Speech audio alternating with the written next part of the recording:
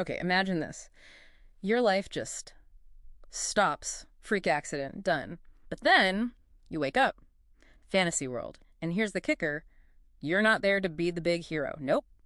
Three gods basically say, hey, just go live a peaceful life, take it easy. It's a pretty wild premise, right? Definitely. And that's what we're diving into today.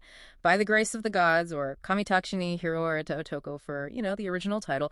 It's this big slice of life fantasy in the whole isekai genre, but it really kind of flips the script. Mm-hmm. Our mission here is to unpack how it messes with those typical isekai tropes and why it gets such strong reactions, love it or hate it. Yeah, and we're looking at the whole journey, web novel, light novel, the manga, and the anime too. 2 seasons of it now. So let's meet the guy at the center of it all, Ryoma Takabayashi.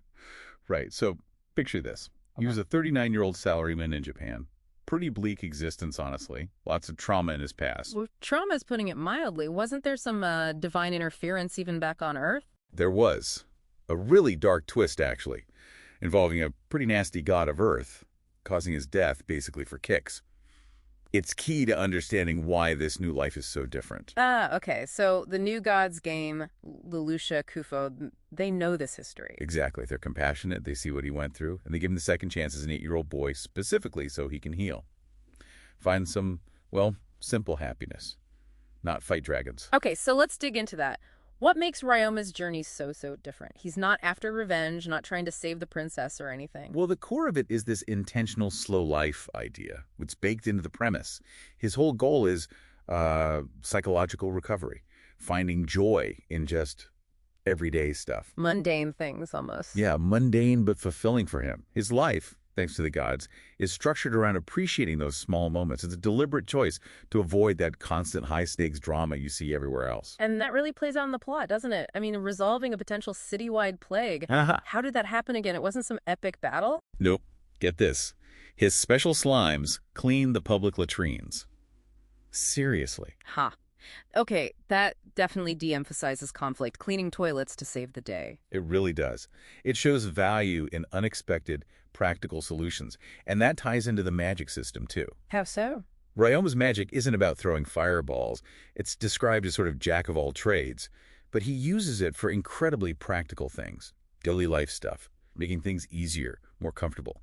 Like with the slimes, which are, let's be honest, usually bottom-tier monsters in fantasy. Right, just basic level 1 fodder. But here, they are absolutely central. You mentioned the cleaner slimes for his laundromat. Yeah, his first big success, really. And the scavenger slimes, like we said, dealing with waste, odors, preventing that plague in Gimel. Yeah. It's all about seeing potential where others just see, well, slime. Finding value in the overlooked. I like that. And it's not just him alone figuring things out. His success is deeply tied to the people he meets.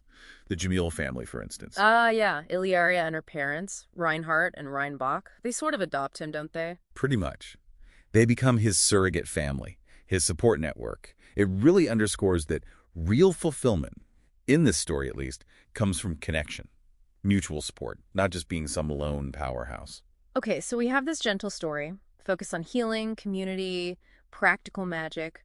But you mentioned people have strong feelings about it. Polarized, even. Oh, absolutely. It's one of those shows you'll find people who describe it as, like, incredibly chill, relaxing, a stress reliever, a warm blanket kind of show. The perfect escape, maybe. For some, yes. But then you have others who find it painfully dull. Or they think Ryoma's just too good, too perfect, maybe even cringeworthy. So why the huge split? Is it just a flaw in the writing, or...? I don't think it's a flaw, necessarily. It feels like a feature. It's designed for a specific audience, people actively looking for an escape from constant drama and high stakes. It's deliberately low-key. Exactly. It's targeting a niche. And the source material matters here, too. The light novel really gets into Ryoma's head, his internal thoughts, that whole healing process. Which can be harder to show in an anime. Much harder. The anime has to condense things, and sometimes those internal nuances get lost. That might be why some viewers find it lacking depth, maybe. They miss that inner journey. That makes sense. Understanding it's meant to be this way is kind of key. Yeah, it helps you appreciate where it fits. By the Grace of the Gods really sticks to its guns. It wants to be comforting, low stakes, focused on growth and the simple things. And it does that pretty well. So wrapping up our dive here, It really succeeds by being true to that core vision. It makes you think, though, what other, like, lowly parts of fantasy world could be spun into interesting stories? Goblins running a bakery? I don't know. Ah, maybe. Or, thinking about the adaptation thing, how much does losing that internal monologue, like in the light novel, really change how you experience a story when it goes visual? Good questions to chew on. Definitely.